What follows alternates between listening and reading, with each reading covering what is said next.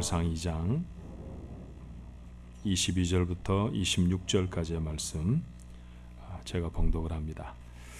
엘리가 매우 늙었더니 그의 아들들이 온 이스라엘에게 행한 모든 일과 회막문에서 수종드는 여인들과 동침하였음을 듣고 그들에게 이르되 너희가 어찌하여 이런 일을 하느냐 내가 너희의 악행을 이 모든 백성에게서 듣노라. 내 아들들아 그리하지 말라. 내게 들리는 소문이 좋지 아니하니라. 너희가 여호와의 백성으로 범죄하게 하는도다. 사람이 사람에게 범죄하면 하나님이 심판하시려니와 만일 사람이 여호와께 범죄하면 누가 그를 위하여 간구하겠느냐 하되 그들이 자기 아버지의 말을 듣지 아니하였으니 이는 여호와께서 그들을 죽이기로 뜻하셨음이더라. 아이 사무엘이 점점 자라매 여호와와 사람들에게 은총을 더욱 받더라. 아멘. 한 100여 년 전쯤에 한 1세기 전쯤에 영국 옥스퍼드 대학의 종교학 과목 시험 때 출제된 문제가 이런 것이었어요. 요한복음 2장에 물로 포도주를 만드신 예수 그리스도의 기적에 담긴 종교적이고 영적인 의미를 서술하시오. 제법 어렵죠. 물로 포도주를 만드신 예수님의 기적의 의미를 종교적이고 영적인 의미로 서술해라. 이렇게 문제가 나왔어요. 모두가 열심히 썼습니다. 근데 한 학생만 우두커니 창밖을 바라보고 있는 거예요. 교수가 지나가면서 자네는 왜 답을 안 쓰나? 그렇게 물었더니 전 쓸 게 없습니다. 그렇게 대답을 합니다. 근데 시험 끝날 시간이 점점 더 가까워오는데도 그때도 아무것도 쓰질 않는 거예요. 그래서 다시 교수가 찾아가서 단어 하나라도 쓰면 낙제는 면할 텐데 한 글자라도 쓰지 그러나 그때서야 편을 들어서 이 친구가 한 문장을 이렇게 썼습니다. 물이 그 주인을 만나니 얼굴이 붉어지더라. 물이 그 주인을 만나니 얼굴이 붉어지더라. 최고의 점수로 우등 졸업을 했죠. 유명한 영국의 시인 바이런이라는 사람의 이야기입니다. 어때요? 오늘도 물같이 맹맹한 삶을 살다가 하나님 앞에 나와 인생의 주인이신 주님을 만나게 되지 않습니까? 최상급 포도주와 같은 삶이 여러분 것 되기를 주님의 이름으로 축원합니다. 한번 옆에 분들하고 인사할까요? 벌써 얼굴이 붉으신걸요? 이렇게 하면 인사하시다.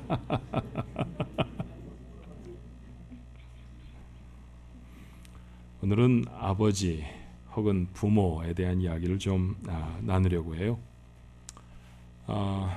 선생님은 한국에서 굉장히 좋은 직업 중에 하나죠. 방학 때도 월급이 따박따박 나오고 한번 선생님 되면 평생토록 할 수 있다. 뭐 이런 것 때문에 아주 선호하는 그런 직종 중에 하나인데 요즘은 선생님 하기가 참 어렵답니다. 하루에 8차례 이상이나 교육부에 보고되는 내용, 뭐 미국은 아니고 한국의 얘기인데요. 이 얘기가 뭐냐 하면 교권 침해를 당한, 그러니까 심지어는 선생님이 아이들한테 폭행을 당하기도 하고 욕설을 듣기도 하고 하는 그런 일들 때문에 보고가 되어진다고 하면 사실 생각해보면 선생님이 부끄러워서 일일이 다 보고하지 않는다고 하면 그 내용은 굉장히 더 많을 거예요. 그래서 방송국 리포터가 거리에 나가서 학생들을 대상으로 물었어요. 자, 선생님이 이렇게 선생님 노릇하기가 어렵단다. 너희는 어떻게 생각하니? 그렇게 질문을 했더니 몇몇 아이들이 저희들이 좀 요즘 거칠어져요. 뭐 이런 대답도 하는데 하나의 인터뷰가 제 귀에 쏙 들어왔습니다. 뭐라고 말하냐 하면 제가 생각하기에는요. 이건 학교의 문제가 아니라 가정의 문제인 것 같아요. 고등학교 아이인데 집에서 잘못 배웠다는 거예요. 그 말을 들으면서 맞다.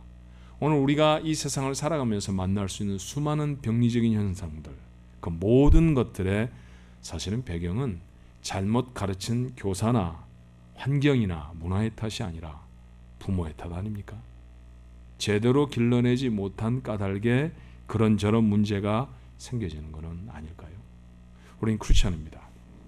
누구보다도 자녀를 사랑하는 사람들이고요.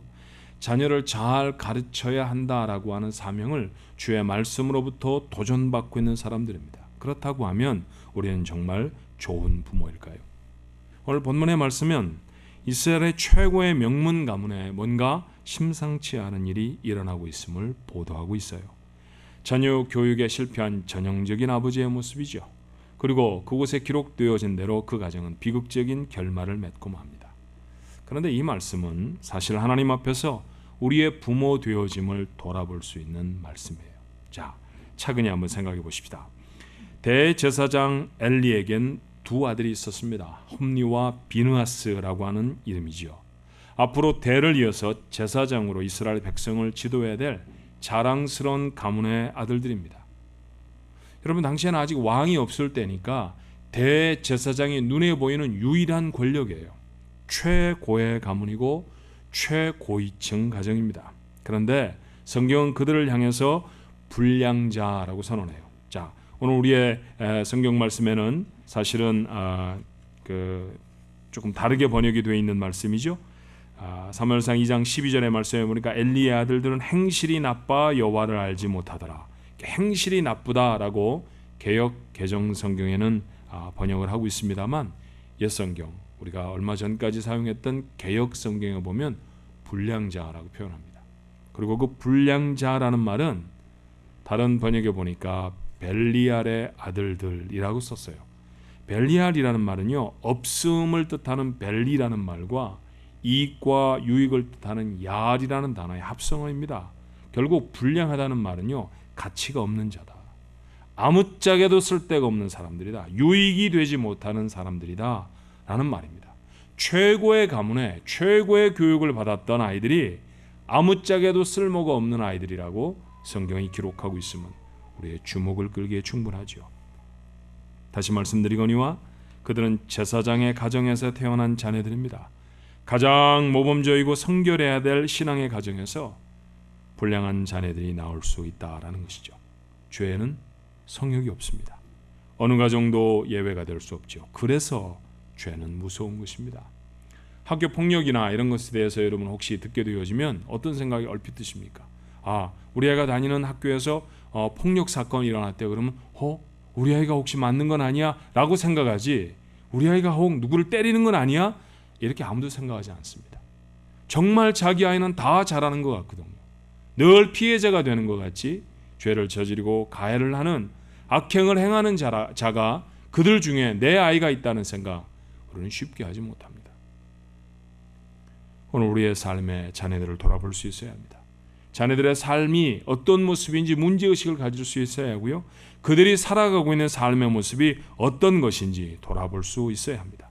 사탄은 모든 가정을 파괴시키려고 하죠.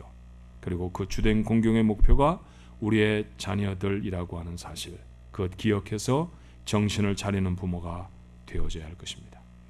자, 자녀들에게 반드시 심어줘야 할 것이 있다고 하면 뭘까요? 그 첫째는 하나님입니다. 성경은 왜 엘리의 아들들을 불량자라고 했을까요?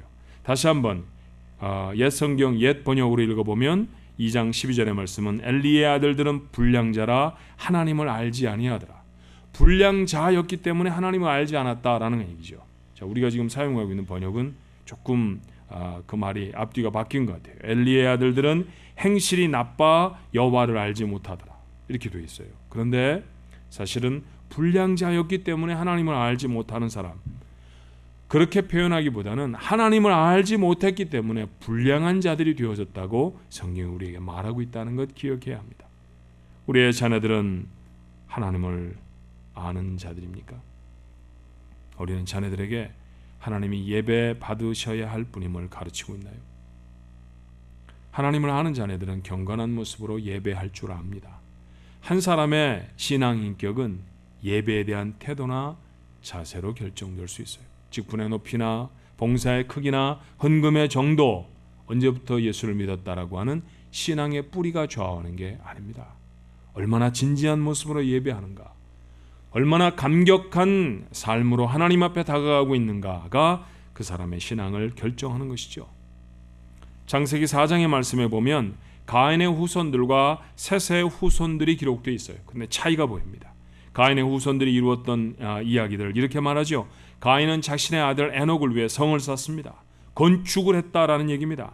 야발은 목축을 시작했고 유발은 음악가였으며 두발 가인은 청동기 문헌을 이룹니다. 여러분, 그때 나무로 만들어진 도구밖에 사용할 수 없었던 사람들이 쇠로 도구를 가졌다라는 것은 대단한 문명의 진보입니다. 그런데 세세우선은 뭘 했을까요? 다른 일에 침묵합니다. 에노스 때에 이르러 여호와의 이름을 불렀다고 창세기 4장 26절에 말해요. 여호와의 이름을 불렀다라는 이야기는 다른 말로 하면 하나님 앞에 예배했다라는 것입니다. 하나님은 가인의 후손을 택했나요? 아니면 셋의 후손을 택하셨습니까? 하나님이 선택한 사람들은 셋의 후손이었습니다. 그리고 그들이 어떤 일을 얼마나 이루었느냐가 아니라 하나님을 예배하는 사람들이었다는 것에 하나님의 관심이 있었다는 사실을 놓치지 않아야 합니다. 사람들이 살아가며 아무리 대단한 업적을 남기고 아무리 어떤 일에 탁월해도 하나님은 그 일에 관해 관심을 갖지 않으십니다. 정말로 중요한 것은 그들이 하나님 앞에 나와 어떤 모습으로 예배하는가, 그들의 가치를 평가하신 하나님의 기준이 되어짐을 기억해야 해요. 우리는 우리의 자녀에게 영양분이 있는 음식과 좋은 의복을 공급할 수 있습니다. 힘껏 뒷바라지에서 학업을 마치고 재능을 개발하기 위해서 노력하기도 합니다. 우리가 벌어들이는 재물들 중에 정말 상당한 부분을 그 아이들의 그것들을 개발시켜주기 위해 우리가 사용하지요. 그런데 여러분, 그들이 아무리 대단한 지식을 가지고 아무리 유복한 환경 속에서 자란다 할지라도 하나님을 알지 못하면 아무 소용도 없습니다. 아무것도 갖지 못한 사람으로 키워내는 것이죠. 우리의 힘을 다해서 하나님을 그들의 심장에 심어줄 수 있어야 할 줄로 믿습니다. 예배할 줄 아는 사람들로 양육하셔야 합니다. 한 예배 사역자가, 찬양 사역자가 자신이 어떻게 하나님 앞에 예배 드렸었는지에 관한 간증을 얼마 전에 우리가 손에 들고 아침에 큐티를 하는 생명의 삶에 이렇게 적혀져 있더라고요. 제가 좀 읽어볼 테니까 여러분 기억을 되살려 보십시오. 두 가지 경험이 나를 뜨거운 예배자로 변화시켰다. 그중 하나는 2002년 월드컵이다. 당시 가장 잊지 못할 경기는 박지성 선수의 결승골로 유명한 포르투갈전이었다. 그날 거리 응원을 한 우리 부부는 기다리던 결승골이 터지자 자리를 박차고 뛰어올랐고 생전 처음 보는 아줌마랑 끌어안고 울며 응원단의 소리에 대한민국을 목 놓아 외쳤다. 모르는 옆 사람과 어깨동무를 하고 미친 듯이 오 필승 코리아를 부르고 대형 화면 속 히딩크 감독이 승리의 세레모니를 알리자 정확하게 28분간 기립박수를 했다. 가슴이 터질 것 같은 감격 속에 집으로 돌아와 잠자리에 들 무렵 나는 문득 부끄러워졌다. 하나님을 예배하는 어느 한순간 내가 그토록 뜨거운 적이 있었던가. 모태신자로 찬양 사역자로 살아오며 그렇게 목이 터져라 하나님을 찬양하고 예배했던 적이 있었던가. 우리 얘기는 아닙니까? 축구 경기를 보면서 흥이나 두 손을 번쩍 쳐들던 우리가 예배에 관한 그런 감격으로 나와 있었던 때가 있었을까요? 내가 정말 좋아하는 선수가 홈런을 날릴 때의 그 짜릿함이 갖고 싶었던 옷을 샀습니다. 늘 눈에 담아두던 가방을 하나 장만하게 됐습니다. 내일 친구들 만날 텐데 그 옷을 입고 나갈 것이고 그 가방을 들고 나갈 것입니다. 그런 가슴 설레임이 예배 때도 있습니까? 아이는 압니다. 내가 감격으로 하나님 앞에 예배하는지 아니면 마지못해 나아가고 있는지. 사랑하는 성도 여러분, 예배를 회복하십시오. 여러분의 삶의 예배가 감격으로 회복된다고 하면 아이의 예배도 회복될 것이고요. 그것이 그 아이를 살리는 일이 될 줄로 믿습니다. 두 번째, 순교를 심어 주셔야 합니다. 오늘 본문 2장 22절의 말씀에 보니까 엘리가 매우 늙었지요. 그의 아들들이 온 이스라엘에게 행한 모든 일과 회막문에서 수종드는 여인들과 동침하였음을 들었습니다. 이러면 안 됩니다. 이건 해야 할 일이 아닙니다. 여러분 아시죠? 어떤 시대고 그 시대의 마지막에 가장 두드러진 모습은 성적인 문란함이라는 사실을 우리가 압니다. 사람의 존영을 가장 손쉽게 잃어버릴 수 있는 방법은 순교를 포기하는 것이에요. 그래서 엘리의 아들들은 권력은 가졌지만 존경받을 수 없었고요. 백성들 앞에 서 있었지만 아무도 지도할 수 없었습니다. 그리고 그들은 가장 비참한 모습으로 자신들의 인생을 마감할 수밖에 없었어요. 그러나 오늘 본문의 말씀에 보니 같은 장소에 또 다른 사람이 있지 않았습니까? 어린 사무엘이었습니다. 기도로 얻어서 하나님께 드려진 아이지요. 눈앞에서 저질러지는 엘리 아들들의 죄악에도 불구하고 그는 하나님 앞에 있었습니다. 여러분은 자녀들에게 순결에 대해 말합니까? 혼전에 임신을 하면 혼수라고 말하는 지극히 패역한 세대를 살아갑니다. 그리스도인이 본받지 말아야 할 삶 아닙니까? 마음이 사랑하면 몸이 가까워지는 건 당연하지 라고 쿨한 부모가 되어 계십니까? 그건 쿨하는 게 아니라 망하는 부모입니다. 자녀에게 순교를 가르치지 못하는 부모라고 하면 이 세상과 적당히 타협하는 부모가 되어 있는 건 아닐까요? 뭐 결혼이 그렇게 대단한 것이냐고. 결혼이 그렇게 대단한 것 아닙니까? 하나님 앞에 우리 결혼합니다. 하나님 앞에 우리 부부입니다. 선언되는 것보다 중요한 게 있습니까? 사람이 선언해 주는 것보다 이 세상에 어떤 주지사가 서명을 한 서티피켓보다 중요한 것은 하나님의 인정 아닙니까?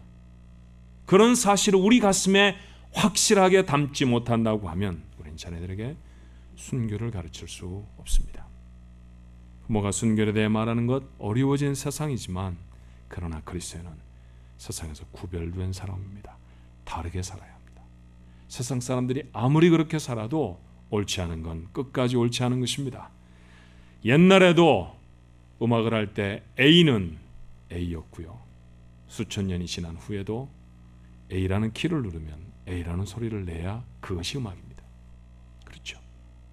우리의 삶에 자녀들을 향한 순교를 다짐할 수 있는 기도가 있어야 할 것이고요. 그 자녀들에게 그 순교를 담을 수 있도록 가르치는 사람들이 되어져야 할 줄로 믿습니다. 영어는 가까이 하기가 참 너무나 먼 당신이죠.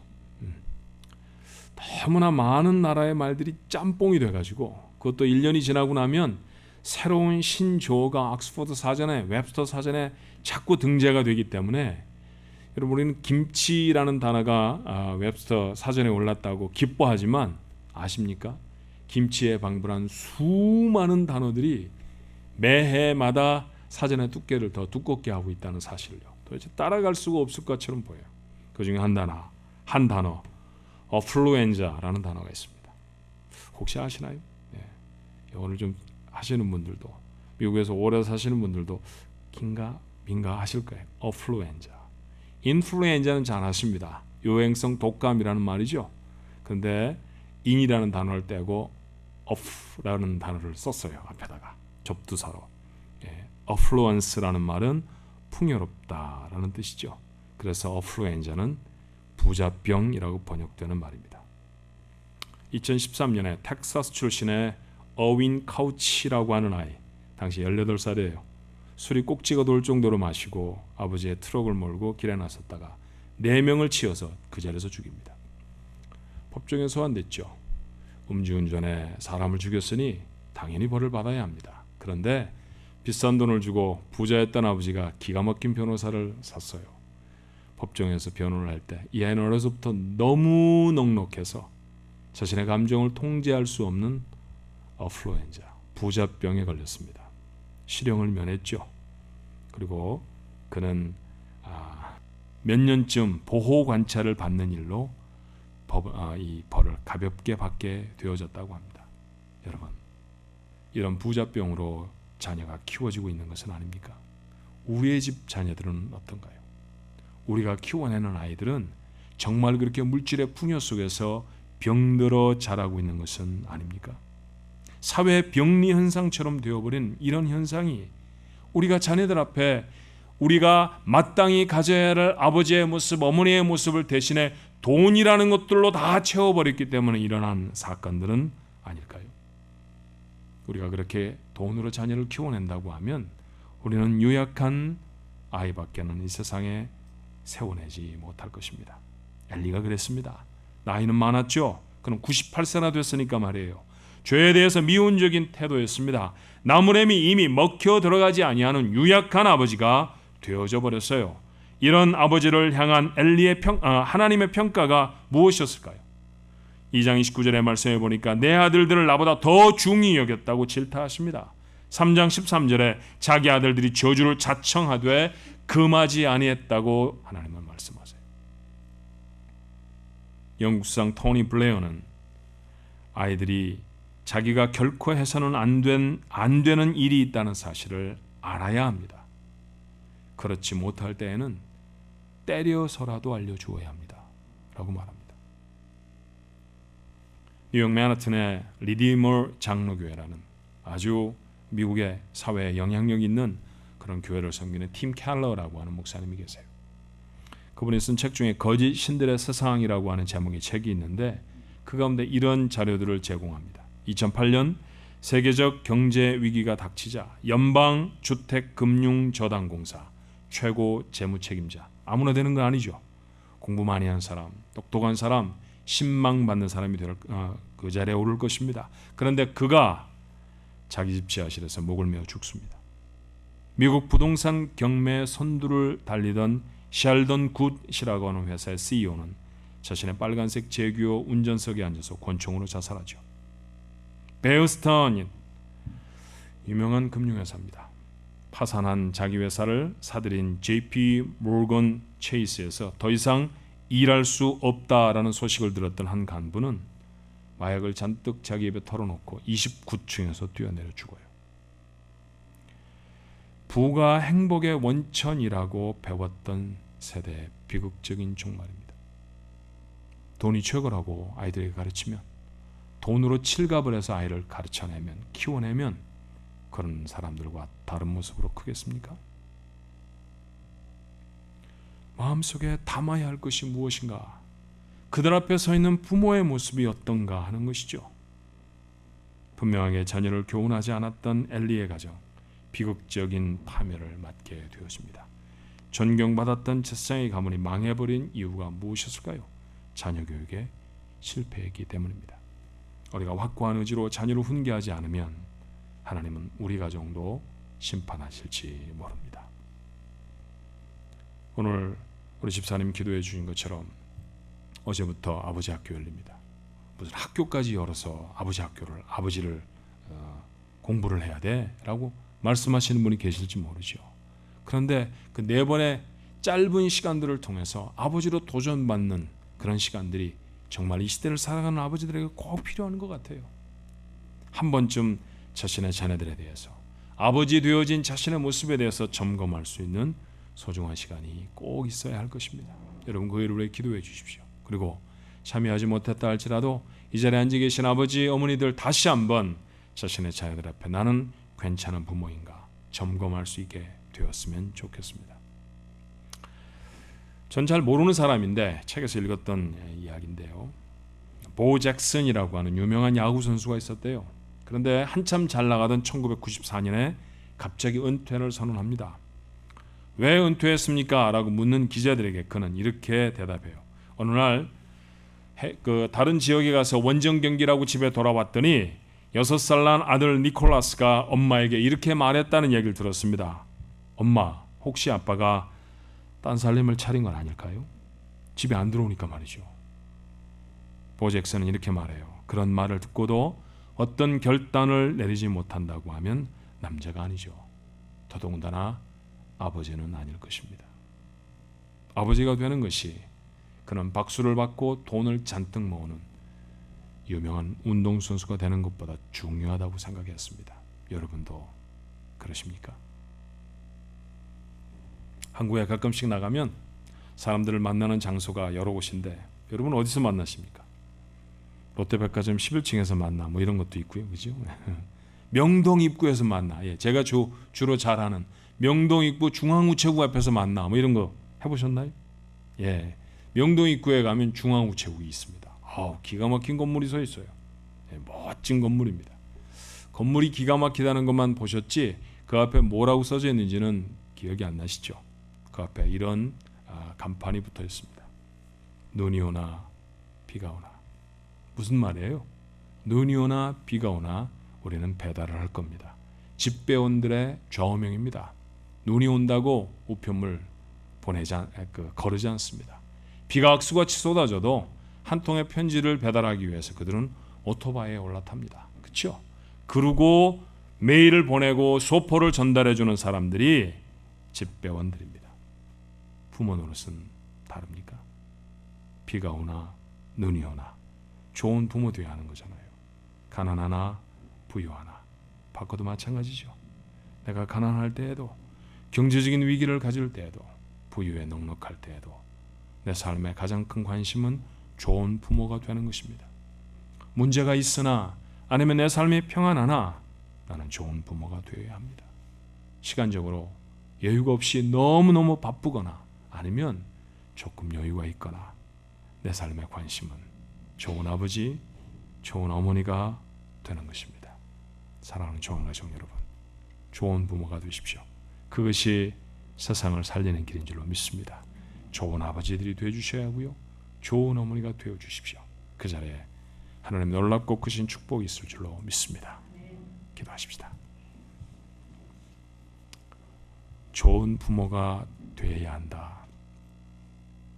성경을 읽으며 수없이 우리의 마음에 부딪혀왔던 주의 말씀인데, 이 말씀 앞에 서서 보니까 좋은 아버지 아니었던 것 같습니다. 좋은 엄마도 못 됐던 것 같습니다. 정말 나를 통해 아이들은 하나님을 배웠을까요? 내가 드리는 예배의 모습을 보면서 나도 아빠처럼 예배하고 싶다. 나도 엄마처럼 기도했으면 좋겠다. 그런 생각을 그 아이들은 가졌을까요? 하나님, 이 세상의 험악한 풍조 앞에 그냥 그대로 노출되어서 제멋대로 살아가는 아이들, 말하기도 힘들어서 쭈뼛쭈뼛거리던 자신감을 잃어버린 아버지, 어머니는 혹 아니었겠습니까?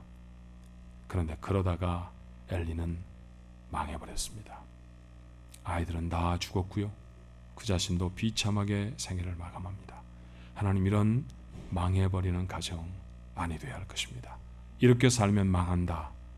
가장 높은 자리에 있어도, 가장 존경받고 이스라엘 어떤 가문과 비교할 수 없을 정도로 높은 지위를 가진 가정이라 할지라도 자녀 교육 잘못하면 망한다. 이거 하나님의 메시지입니다. 우리의 마음에 담게 해주옵소서. 비가 오나 눈이 오나 일하는 사람들이 있습니다. 주신 사명을 위해 애쓰는 사람들이 있습니다. 그 사람들 때문에 삶이 편안해집니다. 그런데 이건 집배원들의 캐치프레이스가 되어서만은 안 될 것입니다. 오늘 우리의 삶이 비가 오나 눈이 오나, 나이가 젊으나 나이가 많으나, 우리의 삶의 형편이 이러하나 저러하나 늘 좋은 부모가 되어지는 것, 그것이 우리의 관심이게 하옵시고 그것이 우리가 하나님을 향한 간절한 기도가 되어지도록 도와주시옵소서. 우리의 자녀들을 잘 키워주옵소서. 세상을 바꿀 수 있는, 하나님의 영광을 나타낼 수 있는 이 시대의 이 민족들 가운데 하나님이 쓰실 수 있는 다니엘들이, 에스더들이, 오늘 이 아침에 예배하는 하나님의 사람들, 저들의 무릎에서, 저들의 가정에서 나타나게 양육되어지게 축복하옵소서. 예수님 이름으로 기도합니다. 아멘.